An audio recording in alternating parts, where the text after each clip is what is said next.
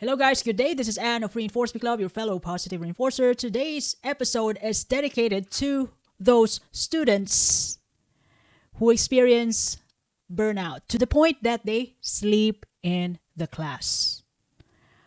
I personally wouldn't believe that there is a student who never felt tired, sleepy in the class. It's just that they know how to deal with it, and of course they know how to find a way so that they wouldn't close their eyes while their teacher is in front of them. They don't want to get caught.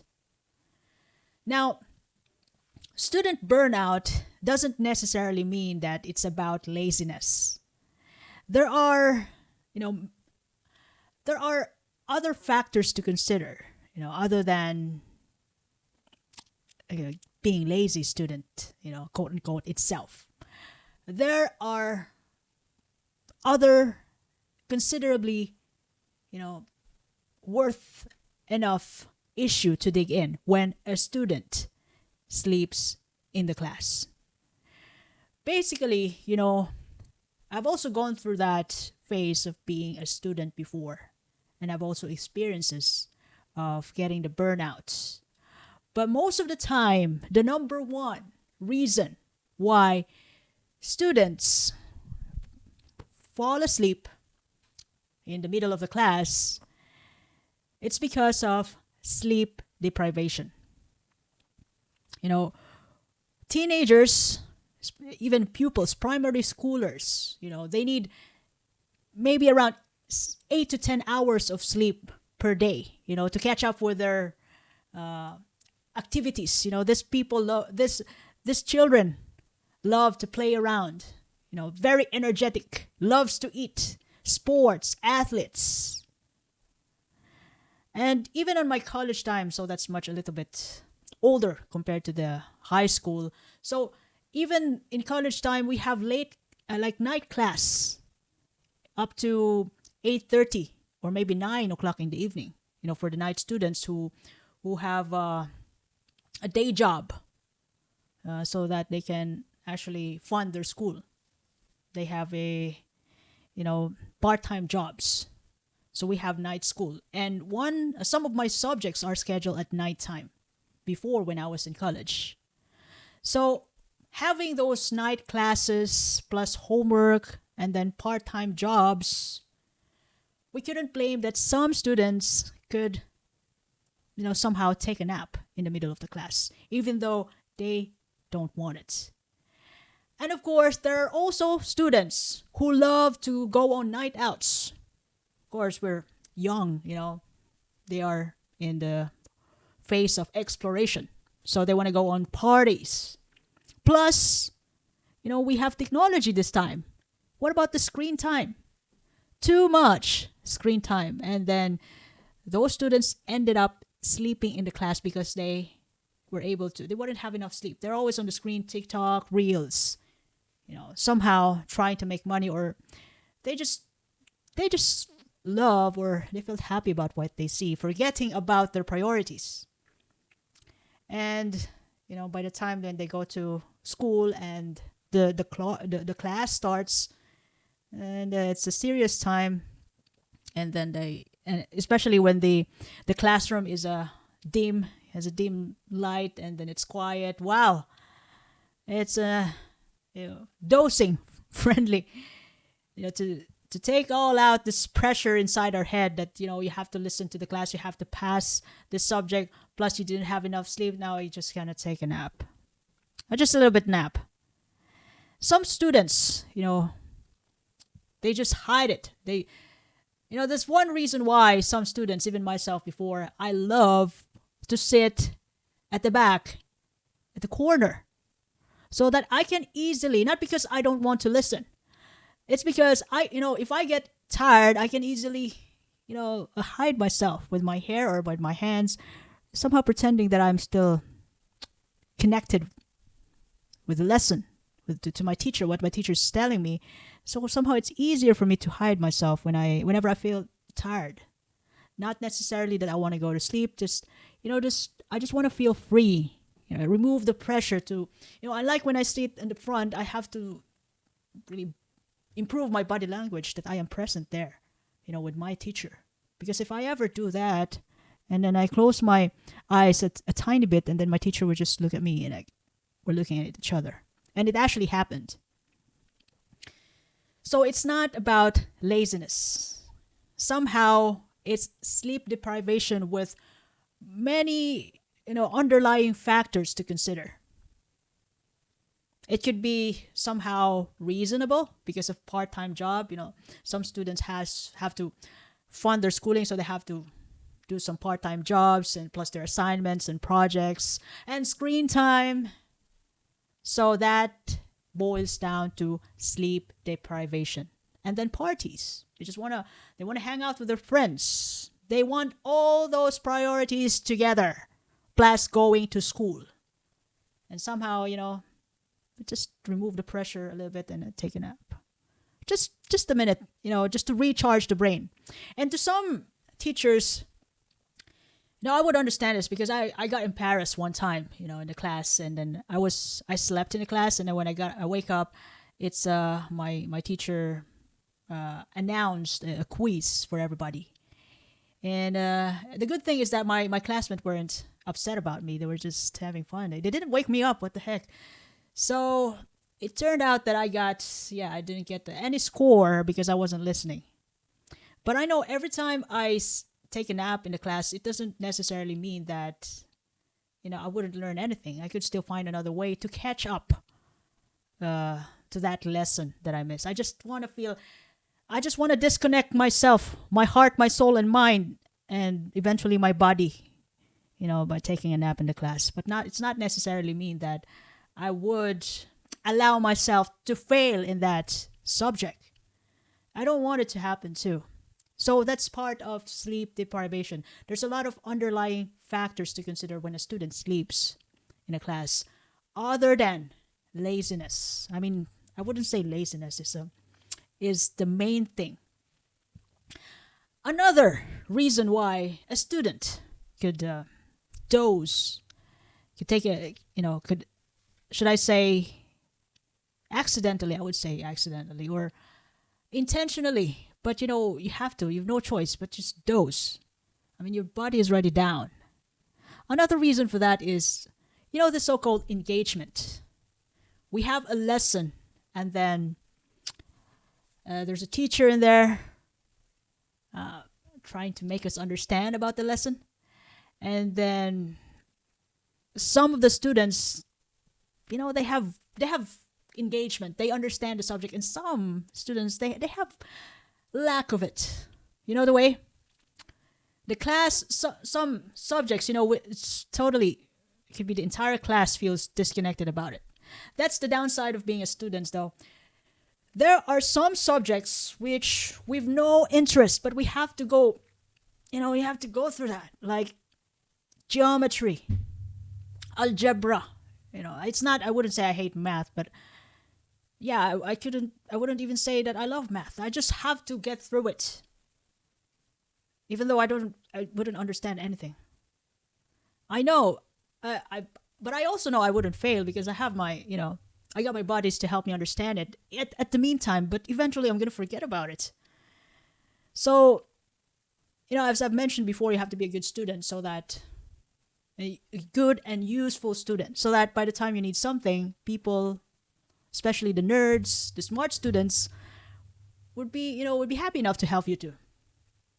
So, lack of engagement. The way? It's I have a teacher before. She's a top-notch. She knows what she's talking about. It's just that, in my own perspectives before, yeah, she's smart enough. I like to listen to her, but somehow, mentally, I couldn't catch up. And then mentally, I check out, and then I didn't notice I was just like that. And then, I was in front, but most of the time, to be honest with you, when I was a student, I was always in front seat, but I just sneak out at the back. The reason why I'm on the front seat because of my height. I'm smaller, and my surname, which unfortunately starts with B. And you know, the seating arrangement before was about this alphabetical, and you have no choice. I'm talking about Philippine setting. I would understand that every country have student rights. They have different ways. So I was always on the front seat, but I'm on the front seat for the first day, and the second day you see me there at the back because I hate it. So what happened was, I got checked out mentally, and then no matter how smart my teacher was, I just cannot catch up with what she's talking about because I was tired, and I couldn't relate. I don't know which part of the body she's talking about now. And then physically I'm off, like my eyebrows are down and eyelids are down. And I get a little bit cover. I needed a little help from my hands to cover it up. But she walked around and she saw me. I was like dozing a little bit.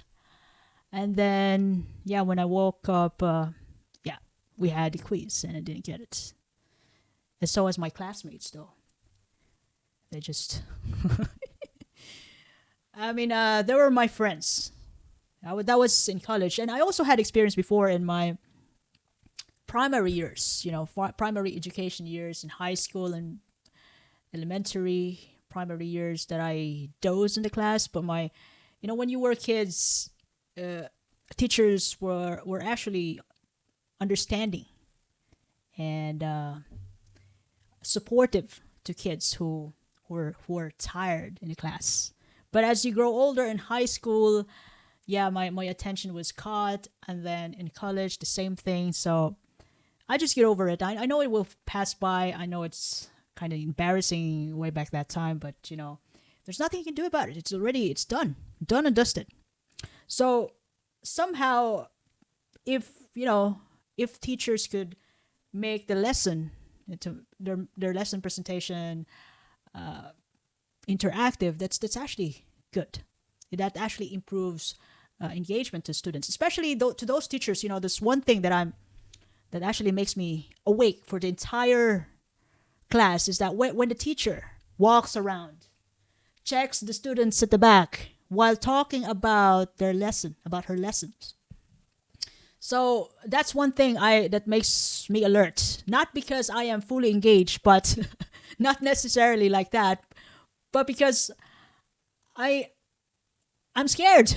I mean, what if my teacher is going to call me and I didn't know the answer, and I have to tap my buddy beside me, and she would say that, okay, no, call a friend, you gotta answer. So I must be listening. So that's one tactic, for teachers to avoid students to doze, to take a nap. So when they walk around while talking, I mean, I don't know, I'm kind of scared about that. But when they're just there in front, reading about their lessons, with through a PowerPoint, and then that alone, it's not that I hate it. I can see an opportunity to take a nap. And another reason why students would mentally and physically check out for a minute or two or a 5-minute nap in a class is that it's because of mental health problems and stress. I also have classmates before who have who doesn't want to go to school 200%. I mean, they wouldn't bother making their homework. I don't know what they're going through. They might be anxious about some other stuff, but they don't want to go to school. They might be depressed, which makes it hard for them to sleep at night, and they are drained, plus the projects and the assignments and the research, and they don't want to do it in the first place. It's just that, the Philippines, parents would be happy enough to send their kids to school because it's a big deal there. So mental health problems or stress, and there might be other like conditions, mental conditions like apnea, narcolepsy, or poor nutrition. Other than mental health, we have medical conditions which can cause a person to doze at any point in the day. It's just so happened that they're in the class. They're in a meeting with a teacher in front of them. So mental health and stress, or it could be medical condition, are another reasons behind it. And I have a classmate before, way back in high school though. She is a total bookworm. She loves to read all day. I would say all effing day. Without food, maybe banana. Well, she ended up like underweight. So yeah, but I can see that she loves it. She's happy. It's just that, you know, she loves every book that she reads. Every time she finishes the book, there's another pile of book again. And when the class starts, she takes a nap. I mean, that would be maybe poor nutrition or engagement or lack of it, but, it's not about being lazy. She's smart. It's just that, there are some subjects which I would agree that, I'm not born for it. We're not born for it. But it doesn't mean we're a piece of shit. It doesn't mean that we're going to mess up our life. It's just the way it is. And lastly, students, some students tend to sleep in the class because of, it's a coping mechanism for them. Coping mechanism from what? I have classmates before who have chaotic life at home. Maybe their parents doesn't get along. They have problems at home and they couldn't sleep and they ended up taking a nap or sleep at school, And when they get into the school, they encounter another pressure again, assignments too intense because we are quote unquote end of the year. We are graduating, plus they have problems at home. So these students, okay, to end this all up, I'm gonna take a nap. I want to take a break from all this life demands. Okay, I want to check out for a while, maybe a minute. I don't care about what the teacher would tell me, but yeah, check out for a nap from all the pressures in life. So, look, when a student sleeps in the class, it doesn't mean that they're going to mess up in life. It doesn't mean that they're lazy. It's way better to, to talk to the student privately without shaming them. Well, I have experienced that. I got embarrassed, but I got embarrassed at the moment. But after maybe half an hour, 1 hour, 2 hours, time makes embarrassment much bearable until the time that I got over it. Okay, get over it. And then for the next month, next school year, and then the next time around when I get caught napping in the class, I just do anything for myself so that I wouldn't close my eyes physically, even though I am fully disengaged, mind-wise, like mentally check out. I talk to myself, I talk to my pen, I do this to my pen, I look at my pen, I talk, I remove my shoes and then do this, without my teacher seeing it. I just untie my shoes and then tie it again. I pinch my skin, I pinch my wrist, I tap my face, anything, because I already got caught. I don't want that to happen again. Even though I have no idea what my teacher is talking about, I mentally check out. But the thing is, the game is do not close your eyes and don't, you'll be in trouble. So that's what happens.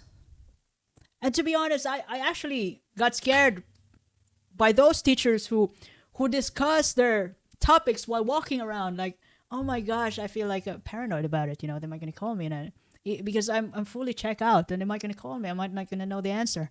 So I just look at them wherever they go. All right, then just chill. Don't be scared. So that's one way for me to, to avoid sleeping in the class. I'm actually I bring this topic up because, you know, I'd say those students who sleeps in the class, there might be some, it's not about just laziness. There could be other problems why it happened. It happened. And it's also worth doing to look at the bigger picture. If that student alone is already just if take a look at it. If there's only one student who fell asleep, or it could be the entire class is not engaged anymore, although they're physically there, but mentally, and we don't know where their mind is, where they know where their soul is. They're not inside their body. We'll never know. So as a teacher, it's also important to assess, the engagement of the students, or check on the students how they are mentally. There might be other problems that they've gone through. It's not just about your lesson, them and your lesson alone.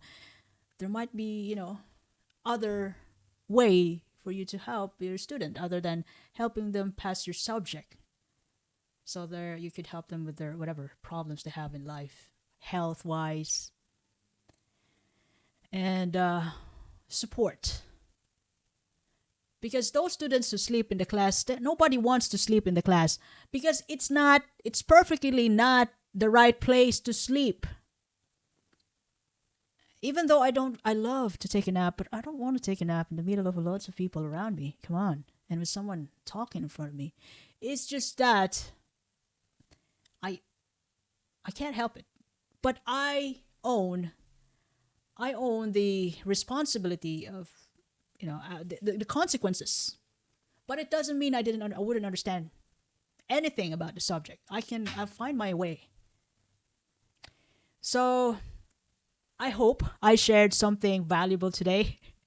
If you ever love this episode, you can share this to your family and friends. You can follow me in YouTube, Facebook, Spotify, Apple Podcasts, Amazon Music, X, Reinforce Me Club. By the way, this is Anne, your fellow positive reinforcer. I do appreciate your time and have a lovely day ahead. Thank you.